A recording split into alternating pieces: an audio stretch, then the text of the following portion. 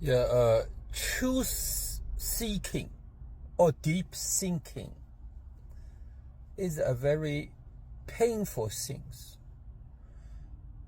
Uh, I try that's my method. I always try to put those concepts like a pain, happy, those are concepts, right? Into a perspective way, like a picture, so you can see it, so you can share what I see it, I feel, I went through. So I also try to put all the perspective things. If I see something, see a scenario, I might just use one word, dumb, or something, to put it. So those kind of alternative method I've been using, that's the ways I'm thinking and view the world. When I say deep thinking and truth finding is a very painful thing, how should I describe this? It's kind of like this. You can see a dark butterfly, and it has broken wings, and it tried to dance tangles over the throne, and there is 100 crackers in its throat, and you put like a taco sauce, you put the Tabasco sauce with it, and it tried to yell, but its mouth's too small, so you can't hear. And there is 100 rats behind it, the chasing it, and the butterfly still try to dance in the dark wing over the rose, over the thorn, and try to follow the rhythm, the tango rhythm. That's what I feel the pain. Yeah, I think, and when you release, gradually release the pain, you feel good. But people may feel like may not see the rhythm, may not see the steps, and they just see a butterfly with a broken wings dancing, or little. It's over the flower, I guess. That's how I try to tell what I feel of doing a Bible commentary, and because I have to tell. It's not like I'm gonna do outline PPT to educate you, or because after years and years of reading and thinking, I think it is a time to share with you. I think it is time for you, even you take a little bit of it, and I hope the seed can grow in you. I love to see more John philosophy, Mary philosophy, whatever, and I love to see the seed grow inside of you. And thank you.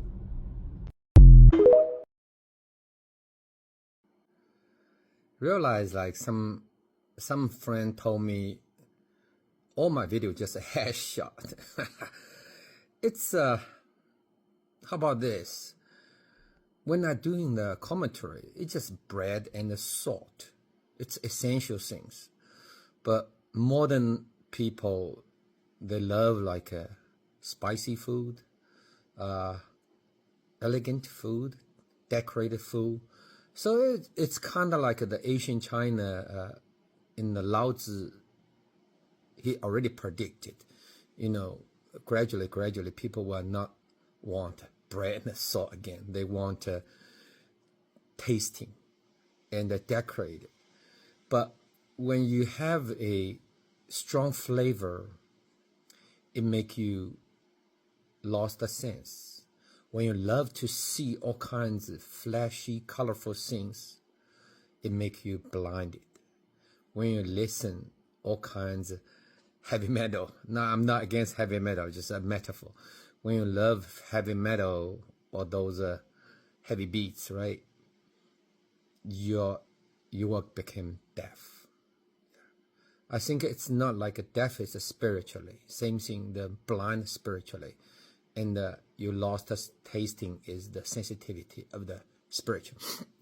Okay, I tried to finish the chapter 22, but when I look back, I realized Abraham and Sarah took a lot of chapters. So I look again, I found out actually all the covenants are conditional. They are conditional. They are not like St. Augustine or like Calvin said, agape, it's unconditional. No, it's very conditional. Actually, all the covenant, it shows God's power are time and space limited. Also, it's conditional. Also show the focus of God. The focus of God actually is not Abraham, is always the female, always Sarah. I'll break down. Okay, firstly, let's see, like, you see this? Yeah, it's not my face again. Yeah, chapter 22, right? Chapter 12. Okay, this is the first covenant God told Abraham. Just, there is no condition, okay? Just go directly, just say, I will build you a nation. You will have a nation, right? And your name will great. And you blessed others. And the location of your blessing and your curse, your power will the whole earth. That's very precise, right? Very precise. And nothing related to the eternal life. Nothing. So what God will give that time? All fame, money, wealth, power. That's God promised to have. Earthly life. Nothing to do with the internal things. Yeah. And why? I think at that time God didn't realize the battle between him, fallen angel, and the earth eventually will go to the soul. Soul is more important, but that time they didn't realize that. So in order for him to keep the promise, he wanted what? He wanted actually Eve. No, not Eve, Sarah. He wants Sarah to be pure or to get the flesh from Abraham. But that time, obviously, Abraham didn't notice that. He just gave up Sarah to Pharaoh. So God used disease. God directly, he used disease to take back Sarah, to try to keep Sarah, the gene still pure, so he can pass down, continue his mission. Then we see, yeah, after that, it's chapter 15, right? Chapter 15, there is another covenant. This time the covenant through vision. Through vision. And it's not like a direct. Last time is directly God showed up to Abraham. This time is a vision. It's different, totally different. Why? Because this time God is in the enemy territory. That time, the first time is when Noah, before Noah's departure. And this time Noah is in Canaan. And Canaan is still not belong to his land yet. So he has some kind, I believe there is some agreement between other gods. So he can use vision, he tell Abraham. But because Abraham, that time, before that, he didn't realize his importance. So he gave Sarah to Pharaoh, right? So this time, God clearly told Abraham, have to go through your own body, your sperm, and your sperm. It's you make sure it's from you to get the Sarah pregnant. Okay, so, but this time God has some condition again. What? It didn't mention about nation. No nation. Okay? No blessing. Just say your offspring. Offspring could be what? Could be your grandson, great-grandson, or a couple hundred years later. So there's very vague, very vague. And he only gives like a 400 years punishment or something, and you are back to your ancestor peacefully. The first time you will become nation, you will bless others. It's a great king. It's a great king. But right now, just I pass the bless to your offspring. How long, how soon, I don't know. But I have something. Your sentence 400 years sounds like a fair. Then you peacefully go back to your ancestor. That's downgrade. You see that, right? Everybody see this. It's a downgrade. Then he also has the boundary line. The boundary line for his people. They can be blessed. They can be powerful. That's between the river, between all the Euphrates River, or what kind of between all the tribes. So it's very specified. So that's kind of like a treaty. God made a treaty with enemies. Okay, yeah, here is your land, here's my land, that's my people, you give to me, I give to you. That's what I feel.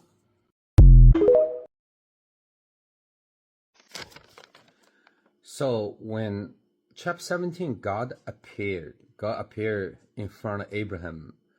He changed his covenant.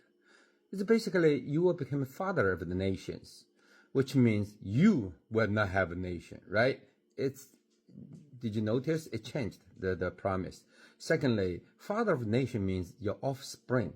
Yeah, it's a possibility, and it could be, so your offspring will, but how long?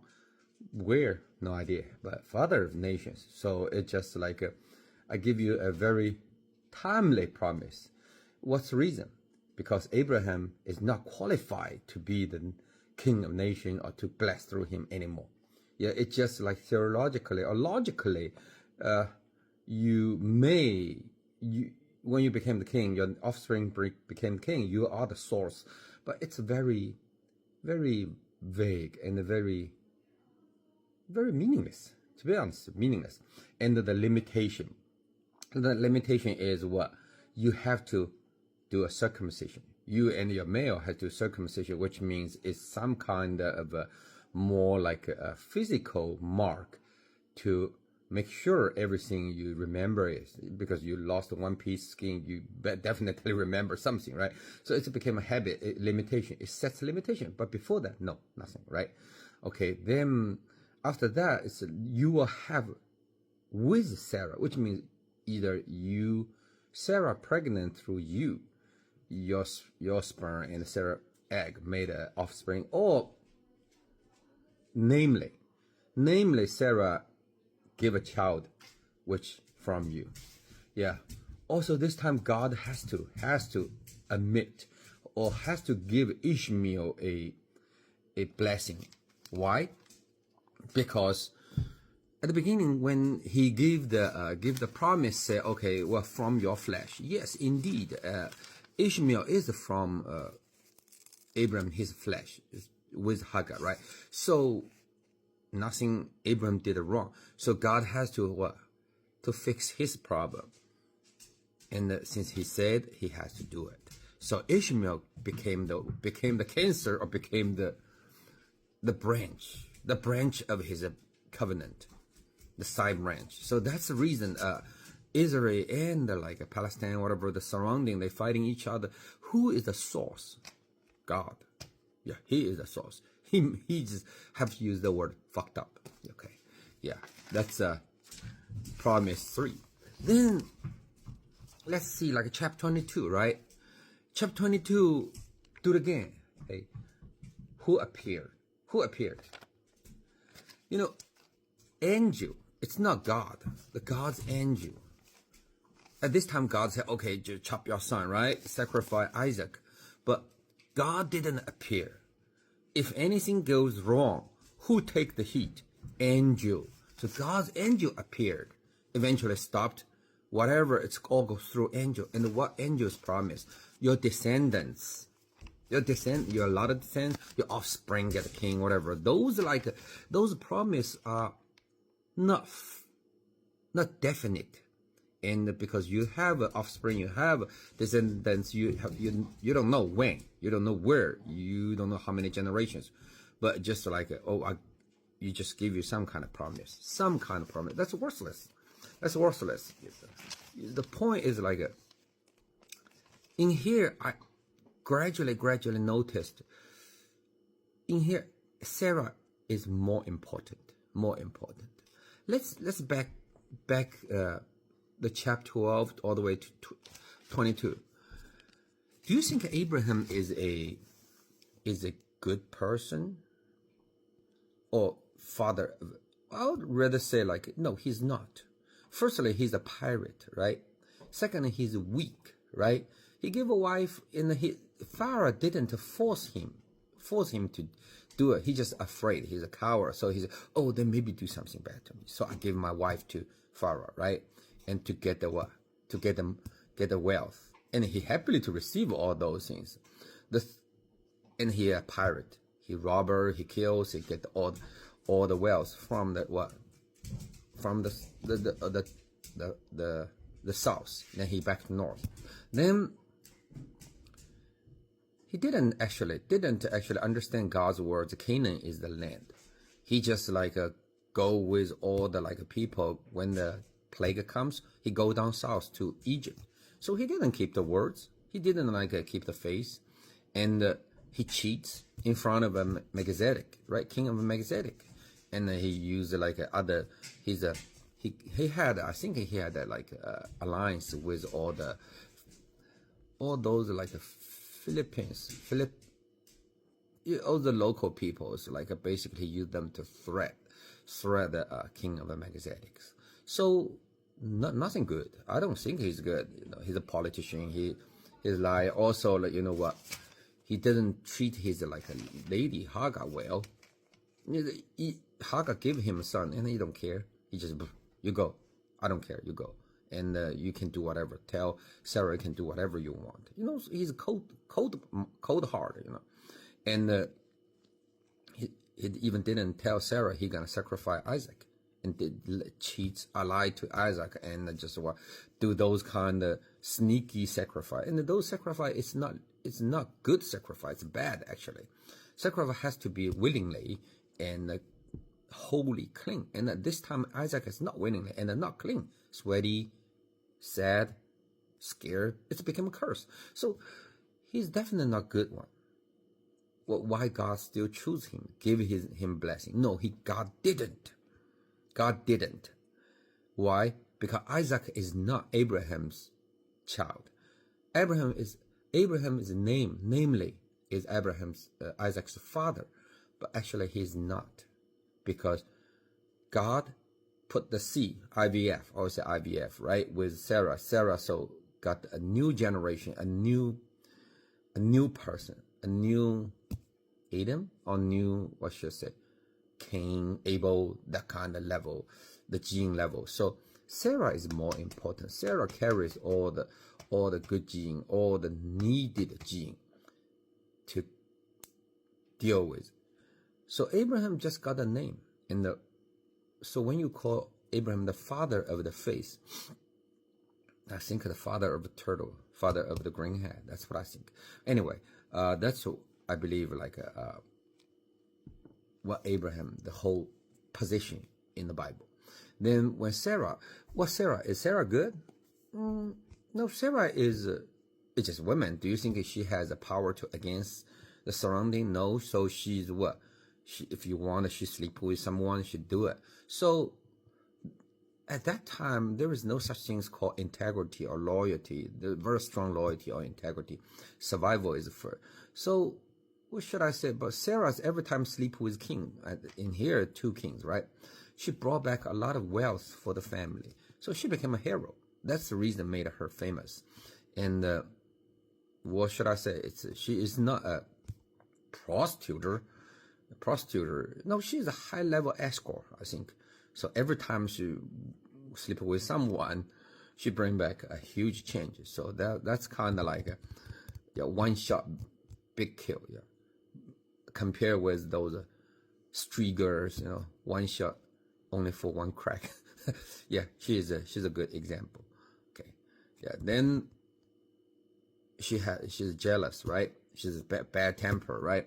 And she wants to kick the Hagar away, wants to kick the Ishmael, whatever, away twice. So she's a very jealous lady. And is anything wrong about her? Yeah, that kind of lady, I don't like it. But why God still choose her? So your character, your job, what you did wrong, whatever, doesn't matter. Doesn't really matter. It's all human. So only thing God cares, only thing He cares is the gene. He wants Sarah to pass the gene, to be the one carry the gene. He wants Abraham to be the one to carry his name, because Abraham is from Noah, Noah is from his gene, from God's gene, God's branch. So he's the one wants everybody under his name, under his control. He wants Sarah to be the gene carrier, wants Abraham to be the name carrier. Same thing when you do the New Testament, Maria be the what? Gene carrier, and Joseph be the name carrier. Very simple. So that's we can see God's character.